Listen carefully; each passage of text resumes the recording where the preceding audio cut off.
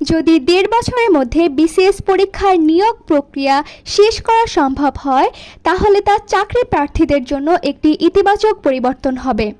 41তম ও 43তম BCS পরীক্ষার নিয়োগ প্রক্রিয়া সম্পূর্ণ করতে 4 বছরের বেশি সময় লেগেছে।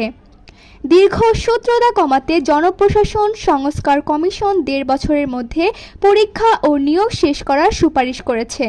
1 বছরের মধ্যে প্রিলিমিনারি, লিখিত, মৌখিক ও মনস্তাত্ত্বিক পরীক্ষা নিয়ে 6 মাসের মধ্যে চূড়ান্ত ফল ও নিয়োগ প্রক্রিয়া শেষ করার পরিকল্পনা দেওয়া হয়েছে।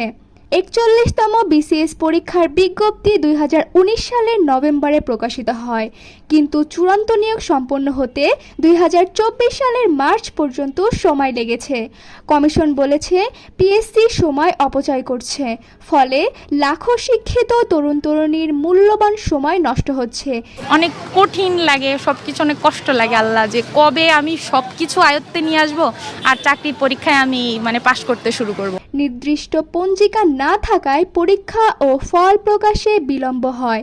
কমিশন প্রতি বছর জানুয়ারিতে বিজ্ঞপ্তি প্রকাশ করে 1.5 বছরের মধ্যে নিয়োগ সম্পন্ন করার সময়সূচি নির্ধারণের সুপারিশ করেছে। সিলেবাস পরিবর্তন, পুলিশ ভেরিফিকেশন পদ্ধতি সহজ করা ও 3টি পিএসসি গঠনের সুপারিশ করা হয়েছে।